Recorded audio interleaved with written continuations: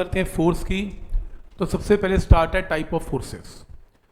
तो type of forces में basically ये बता रखा है कि ये पूरा जितना भी यूनिवर्स है उसमें कुल मिला के, देखो फोर्सेस तो बहुत टाइप की हैं। रस्सी की फोर्स है, फ्रिक्शन की फोर्स है, सेंट्रीपिटल फोर्स है, सेंट्रीफ्यूगल फोर्स है, और विस्कस फोर्स है, फ्रिक्शन, बहुत किस्म की फोर्सेस हैं। इलेक्ट्रोस्टैटिक फोर्स है, मैग्नेटिक फोर्स है, न्यूक्लियर फोर्स है। लेकिन ऐसे n नंबर ऑफ फोर्सेस में तो लिस्ट खत्म ही नहीं होगी। तो ओवरऑल पूरे यूनिवर्स में 4 किस्म की मेजर फोर्सेस हैं। हाँ, उसकी सब कैटेगरी हो सकती है, पर मेन जो फोर्सेस हैं वो 4 हिस्सों में डिवाइडेड है। पूरी यूनिवर्स की बात कर रहे हैं हम।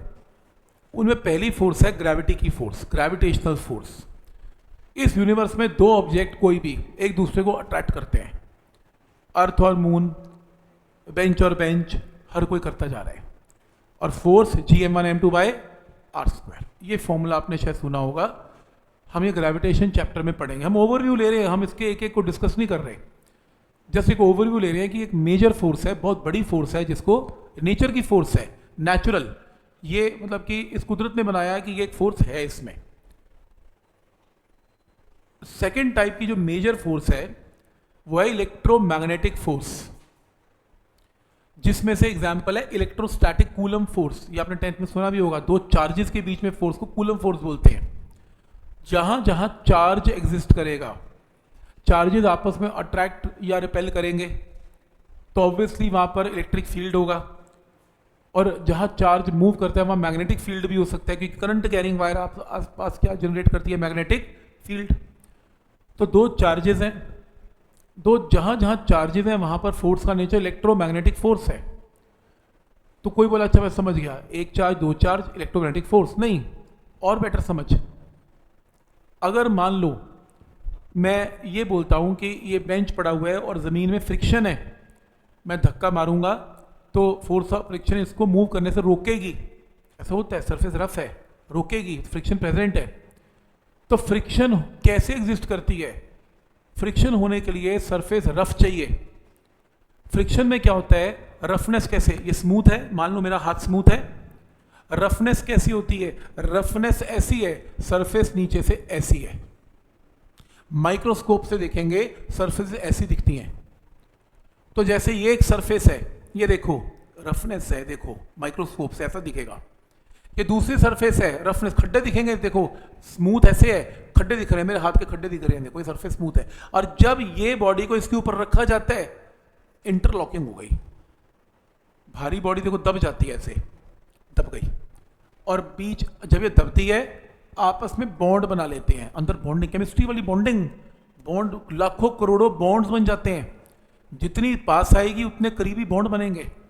और जब आप बॉडी को हिलाते हो वो बॉन्ड तोड़ने में फोर्स लगती है, उसे बोलते हैं फ्रिक्शनल फोर्स। अब जो बॉन्ड की बात कर रहा हूं, बॉन्डिंग होती है, बॉन्डिंग तो इलेक्ट्रॉन से होती है, और इलेक्ट्रॉन में की वजह से जो भी फोर्स है उसका नेचर क्या, इलेक्ट्रोमैग्नेटिक। इसलिए फोर्स ऑफ फ्रिक्शन क्या है, इलेक्ट्रोमैग्नेटिक फोर्स है। करेंगे डिस्कस हम।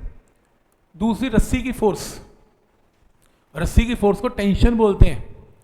अब रस्सी का क्या कॉन्सेप्ट है, रस्सी के अंदर छोटे छोटे धागे हैं, फाइबर है, तो वो आपस में पकड़े हुए हैं। कोई कहेगा ये क्या है, मोटी रस्सी टूटती क्यों नहीं है? वो छोटी क्लास में कहानी पढ़ी थी, एक बंदा है, एक उसके बाद एक स्टिक है, उसने तोड़ दी, उसको 2 दी, वो तोड़ दी, 3 दी, तोड़ दी, 20 दी, टूटी नहीं, यूनिटी इज द स्ट्रेंथ। हाँ यही तो है, यही तो है, रस्सी का भी यही कॉन्सेप्ट है। पतला धागा है, टूट गया, 2 धागे टूट गए, 1000 धागे हैं, टाइम ले रहा है टूटने में। अब रस्सी में 1 लाख धागे हैं, रस्सा बन गया पूरा, अब तोड़ के दिखाओ, यूनिटी की स्ट्रेंथ नहीं टूटेगी, पॉइंट है। अब रस्सी के अंदर क्या प्रॉब्लम है, धागे, अब एक धागा तो है नहीं, तो अंदर ऐसे टुकड़े हैं, थोड़े छोटे ऐसे इस तरीके से। तो रस्सी के अंदर बेसिकली क्या है, एटम्स हैं, अंदर बॉन्ड बना रखे हैं, उस धागे के अंदर एटम में बॉन्ड बना रखे हैं। जितना ज़्यादा रस्सी मजबूत होगी, बॉन्ड उतने स्ट्रॉन्ग हैं, और बहुत सारे बॉन्ड्स हैं, करोड़ों बॉन्ड्स हैं। अब बॉन्ड्स हैं अगेन फिर से, तो इलेक्ट्रॉन्स हैं, एटम्स हैं, इलेक्ट्रॉन्स हैं, तो नेचर इलेक्ट्रोमैग्नेटिक है। तो ये सब अगर आप माइक्रोस्कोप से देखोगे तो हर चीज़ बॉन्डिंग की फॉर्म में दिखेगी, तो सब इलेक्ट्रोमैग्नेटिक फोर्सेस हैं। आप किसी से हैंड शेक करते हो तो कभी कभी तो आप हैंडल पकड़ते हो डोर का, आपको शॉक लगता है, कभी कभी ऐसे चार्ज लगता है कि चार्ज है पे, किसी बंदे को हाथ लगाते हो उसमें भी चार्ज लगता है कभी कभी, क्योंकि जब आप हाथ मिलाते हो इलेक्ट्रॉन्स शेयर हो जाते हैं, और कभी कभी बॉडी में ज़्यादा इलेक्ट्रॉन्स होते हैं, जब शेयर करते हैं तो थोड़ा सा इलेक्ट्रिक करंट जैसा लगता है, कुछ स्पार्क होता है, मतलब लगता है, ऐसा फील होता है। तो क्योंकि इलेक्ट्रॉन शेयर हो रहा है, इलेक्ट्रॉन शेयर हो रहा है, तो अगेन जब हैंड शेक हो रहा है फोर्सेस जो बनती हैं इनमें बॉन्ड बनते हैं अगेन बहुत कम टाइम के लिए, इलेक्ट्रोमैग्नेटिक इन नेचर। जहां चार्ज आ गया वहां फोर्स इलेक्ट्रोमैग्नेटिक इन नेचर है, खत्म होगी बात। तो ये दूसरी किस्म की नेचर की फोर्स है जो कि स्टडी करवाई जाएगी। तीसरी किस्म की जो फोर्स है, तीसरी nuclear force. Nuclear force exist करती है न्यूक्लियस के अंदर, न्यूक्लियॉन्स हैं, प्रोटॉन प्रोटॉन की वजह से, प्रोटॉन न्यूट्रॉन की वजह से, न्यूट्रॉन न्यूट्रॉन की वजह से, ये न्यूक्लियर फोर्स है, बड़ी खतरनाक है ये। वो कंट्री जब थोड़ा जीत नहीं पाता, मैं न्यूक्लियर बॉम्ब गिर दूंगा, हमने चूड़ियाँ नहीं डाली हुई, हम ऐसे कर देंगे वैसे कर देंगे, आता है न्यूज़ में बहुत आता है, वो यही है, आता है, ऐसे डायलॉग नहीं मारते, बहुत मारते हैं, हमने भी अब ये वो नहीं रहा, अब ये नहीं रहा, हम ऐसा देख लेंगे तुम्हें। तो बेसिकली ये वही तो है। तो न्यूक्लियर फोर्स, वो कहते हैं न्यूक्लियस तोड़ देंगे, रिएक्शन कर देंगे, और फिर इतनी एनर्जी रिलीज होगी कि देश का देश तबाह हो जाएगा, न्यूक्लियर फोर्स। तो ये न्यूक्लियर फोर्स बेसिकली क्या है, शॉर्ट रेंज फोर्स है। न्यूक्लियस तो है ही बहुत छोटा, शॉर्ट रेंज फोर्स है। ये फोर्सेस बड़ी कमजोर होती हैं। अगर न्यूक्लियॉन्स में डिस्टेंस 10 की पावर -14 मीटर से ज्यादा हो जाए, और ये फोर्सेस बहुत मजबूत हो जाती हैं अगर डिस्टेंस 10 की पावर -15 मीटर से कम हो जाए। तो इनकी वैल्यूज हैं, मतलब ये कमज़ोर और स्ट्रॉन्ग हो जाती हैं, ये डिपेंड करते हैं न्यूक्लियॉन्स में डिस्टेंस क्या है। जो नेक्स्ट फोर्स है वो है वीक फोर्स। हम पढ़ेंगे आने वाले टाइम में कि जो न्यूट्रॉन है, एक न्यूक्लियर रिएक्शन होता है और एक न्यूक्लियस ब्रेक हो जाता है और दो न्यूक्लियस निकलेंगे, केमिस्ट्री वाले भी पढ़ाएंगे, जिसमें न्यूट्रॉन प्रोटॉन में कन्वर्ट हो जाता है और इलेक्ट्रॉन रिलीज होता है, ये भी एक रिएक्शन है। तो इसमें जो एनर्जी रिलीज होती है वो भी अच्छी खासी रिलीज होती है, इसको क्या बोलते हैं, वीक फोर्स।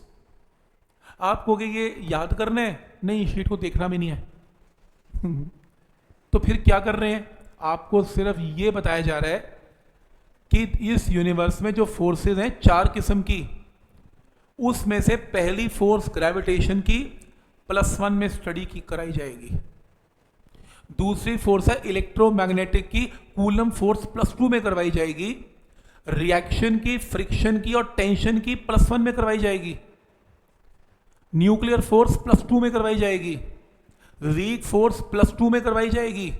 तो ये पूरा +1 +2 में जो फोर्सेस स्टडी करनी है, उसमें कुछ फोर्सेस +1 में और कुछ +2 में करवाई जाएंगी।